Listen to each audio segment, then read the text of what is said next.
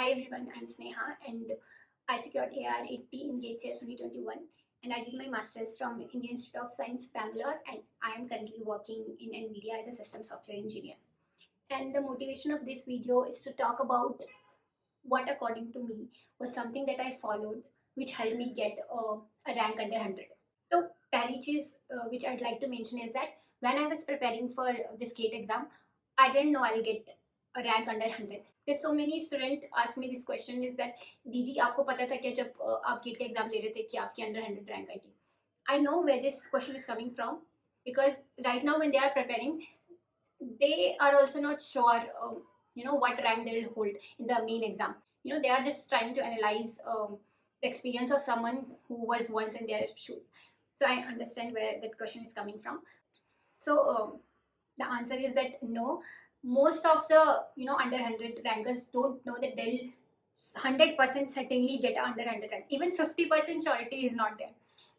But it's not the case for all, of course, because I know a friend.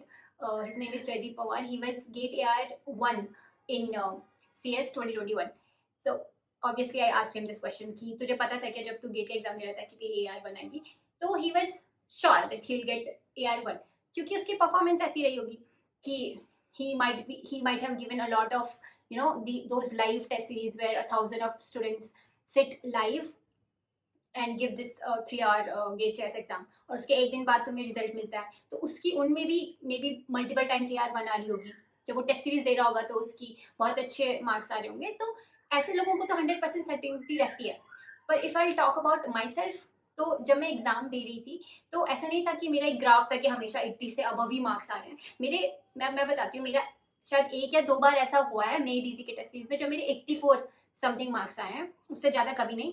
और on an average मेरी 70 to 75 marks आते थे met easy में. और अगर मैं कोई ऐसी नई टेस्ट सीरीज दूँ तो उनमें मेरे मार्क्स नहीं उतने अच्छे आते थे.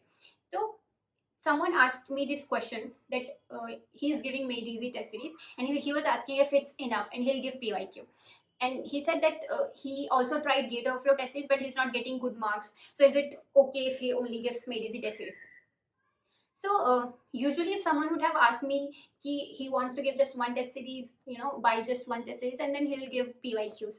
So I would have said yes, you can give just one test series and try to give PYQs and try to also give those live, mock tests.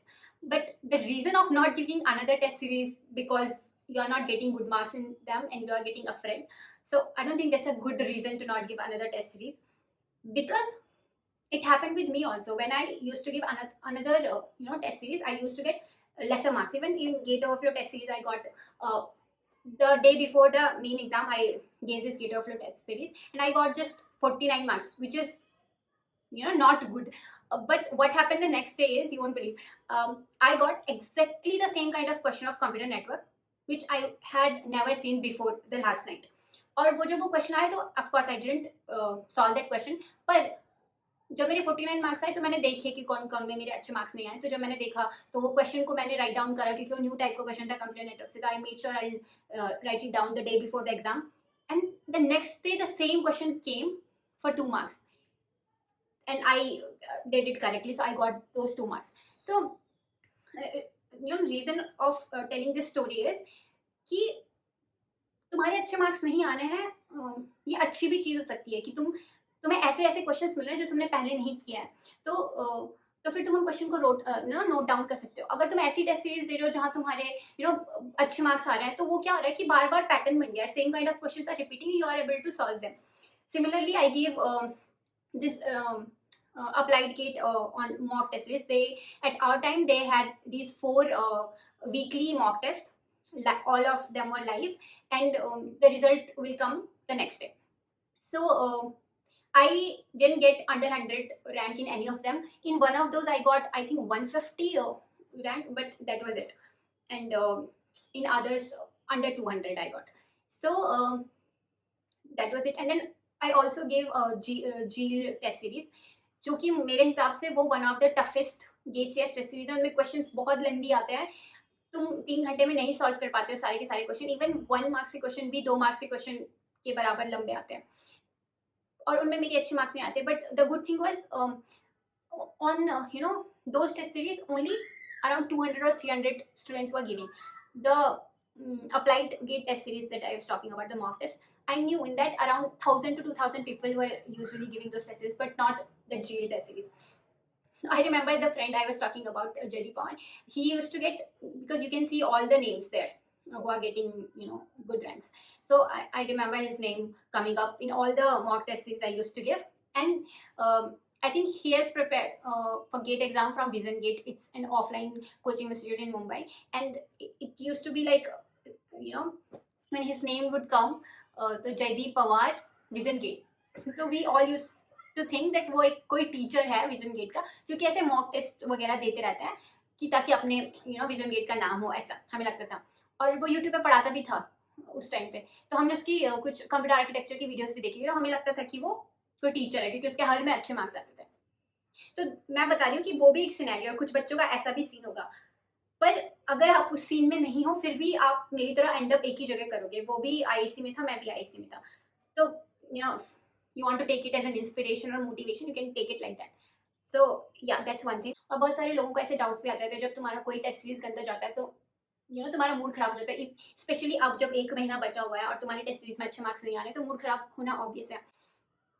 पर मेरा भी ऐसे बहुत सारे टाइम गंदे मार्क्स आते थे, बट इवन जब मेरे गंदे मार्क्स भी आते थे, what I used to do is, मैंने अपने लिए एक खुद को मोटिवेट करने के लिए ये सीखा हुआ था कि अगर मैं कोई ऐसी खराब टेस्ट सीरीज दे दूँ जिसमें मेरे गंदे मार्क्स आएंगे, कुछ पीवाईक्यूज तुम सर्च करोगे गूगल पे तो तुम्हें पता चलेगा कि वो 2013 का सीएस बहुत इजी था, तो मैं वो पीआईक्यू दे देती थी, या फिर कोई ऐसा पीवाईक्यू देती थी जो मैंने ऑलरेडी दिया हुआ है, just to go through it again. और पिछली बार मेरे अच्छे मार्क्स नहीं आएंगे पर इस बार मेरे उससे बेटर ही मार्क्स आएंगे क्योंकि मैंने वो क्वेश्चन गो थ्रू किया।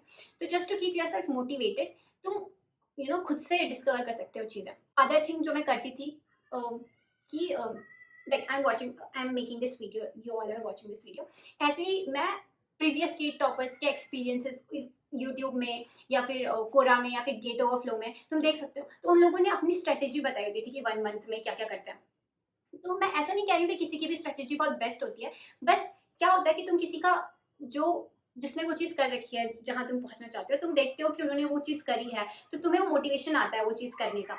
तो one thing that I grabbed from those experience was, एक आदमी ने अपना पूरा स्केड्यूल बना रखा था नेक्स्ट मंथ का कि कौन से सब्जेक्ट उसे कब करना है, पूरा टॉपिक वाइज, क्योंकि अभी इस पॉइंट तक आप लोगों को सारे टॉपिक्स पता होंगे हर सब्जेक्ट्स के, तो उसने पूरा स्केड्यूल बना रखा था।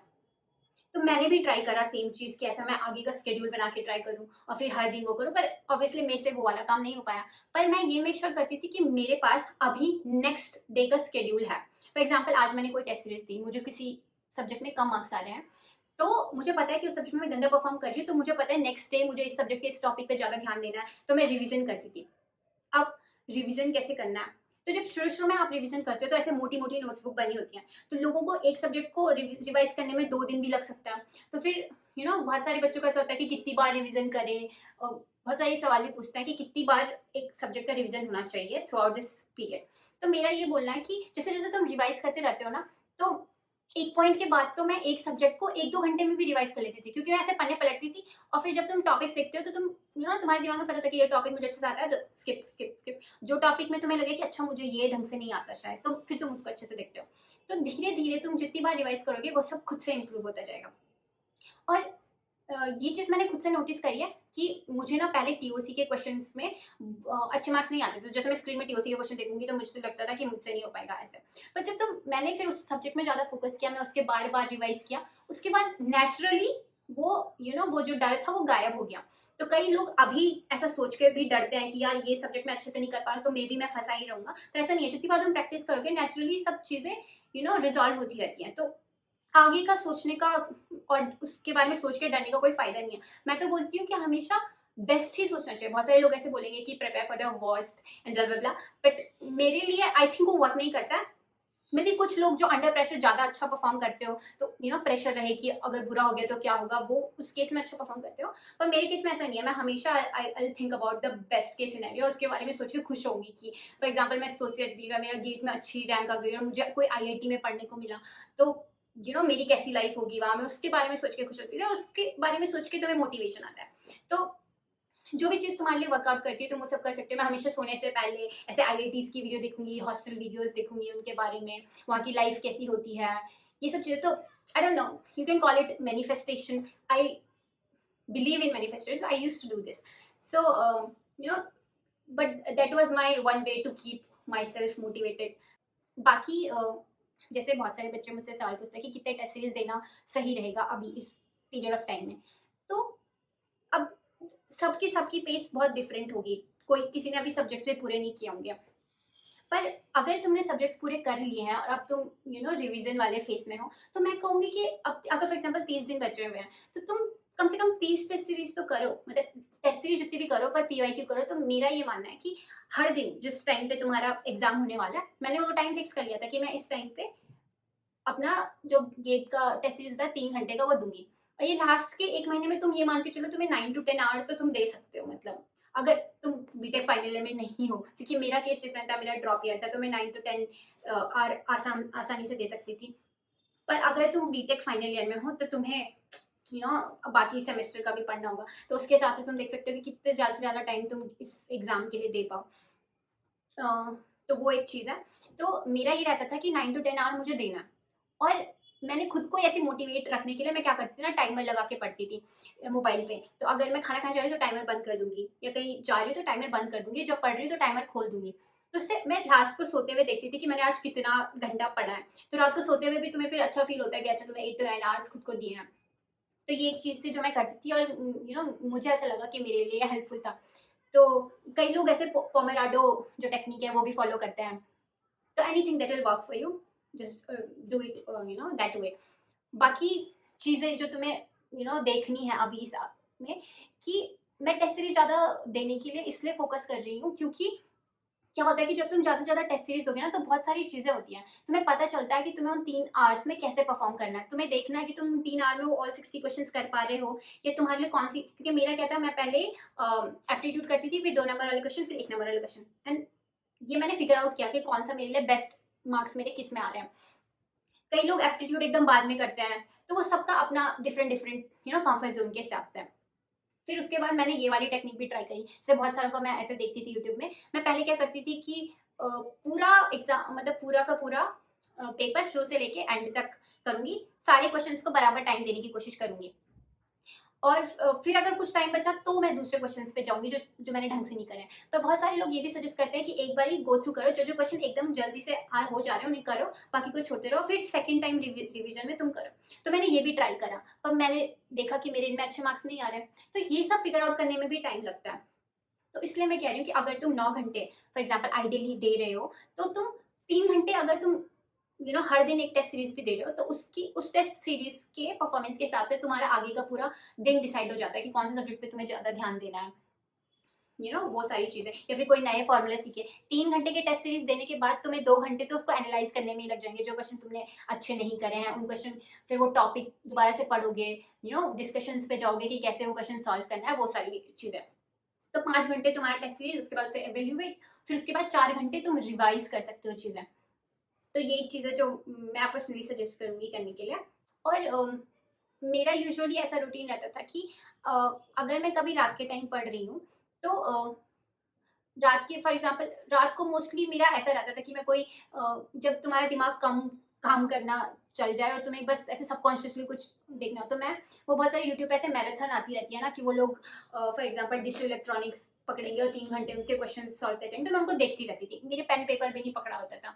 तो जब तुम उस स्टेज में हो कि तुम्हारा ज़्यादा दिमाग लगाने का मन नहीं है, तो तुम ये भी कर सकते हो, और क्या करती थी मैं, इसके अलावा मैं जब मैं कोई भी टेस्ट सीरीज वगैरह देती रहती थी या रिवीजन करती रहती थी, उसके हिसाब से मैंने बहुत सारे ऐसे मिनी मिनी नोट्स बन जाते हैं ना। तो बहुत सारी ऐसे टेबल्स होती हैं, जैसे डिसाइडेबिलिटी अनडिसाइडेबिलिटी वाली, वो मैंने अपने आसपास चिपका दी थी।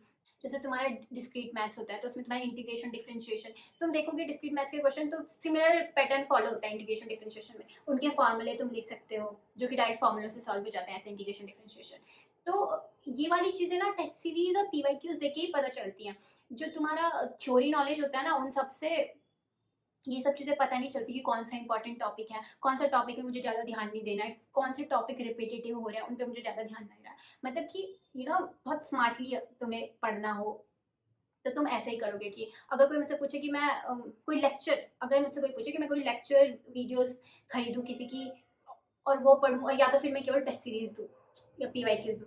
तो इन दोनों में चॉइस है, तो मैं कहूँगी केवल तुम टेस्ट सीरीज PYQs दो, उनमें जो तुम्हें टॉपिक्स मिल रहे हैं उन फिर जाके यूट्यूब में सर्च करो और वीडियोस देखो। तो ये सारी चीज़ें।